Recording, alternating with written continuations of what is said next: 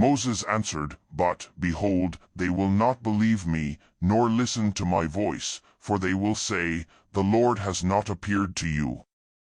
The Lord said to him, What is that in your hand? He said, A rod. He said, Throw it on the ground. He threw it on the ground, and it became a snake, and Moses ran away from it. The Lord said to Moses, Stretch out your hand, and take it by the tail. He stretched out his hand, and took hold of it, and it became a rod in his hand. This is so that they may believe that the Lord, the God of their fathers, the God of Abraham, the God of Isaac, and the God of Jacob, has appeared to you. The Lord said furthermore to him, Now put your hand inside your cloak. He put his hand inside his cloak, and when he took it out, behold, his hand was leprous, as white as snow. He said, Put your hand inside your cloak again.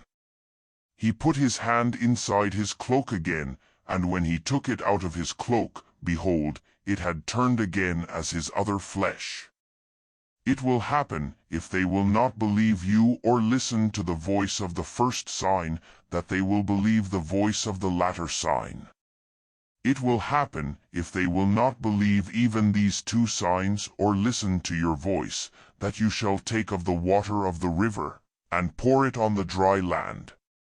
The water which you take out of the river will become blood on the dry land.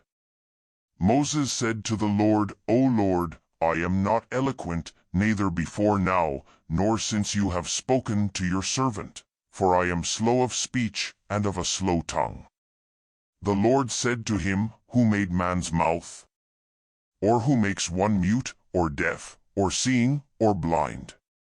Isn't it I, the Lord? Now therefore go, and I will be with your mouth, and teach you what you shall speak. Moses said, O Lord, please send someone else. The Lord's anger burned against Moses, and he said, What about Aaron, your brother, the Levite? I know that he can speak well. Also, behold, he is coming out to meet you. When he sees you, he will be glad in his heart. You shall speak to him, and put the words in his mouth. I will be with your mouth, and with his mouth, and will teach you what you shall do. He will be your spokesman to the people. It will happen that he will be to you a mouth, and you will be to him as God. You shall take this rod in your hand, with which you shall do the signs. Moses went and returned to Jethro his father-in-law, and said to him, Please let me go and return to my brothers who are in Egypt, and see whether they are still alive. Jethro said to Moses, Go in peace. The Lord said to Moses in Midian, Go, return into Egypt, for all the men who sought your life are dead. Moses took his wife and his sons, and set them on a donkey, and he returned to the land of Egypt. Moses took God's rod in his hand. The Lord said to Moses, When you go back into Egypt, see that you do before Pharaoh all the wonders which I have put in your hand, but I will harden his heart, and he will not let the people go. You shall tell Pharaoh, The Lord says, Israel is my son, my firstborn, and I have said to you, Let my son go, that he may serve me, and you have refused to let him go. Behold, I will kill your firstborn son. On the way at a lodging place, the Lord met Moses and wanted to kill him. Then Zipporah took a flint, and cut off the foreskin of her son, and cast it at his feet, and she said, Surely you are a bridegroom of blood to me. So he let him alone. Then she said, You are a bridegroom of blood, because of the circumcision.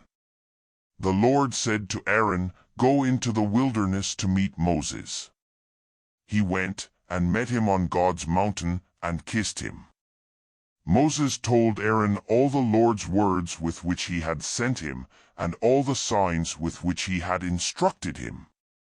Moses and Aaron went and gathered together all the elders of the children of Israel.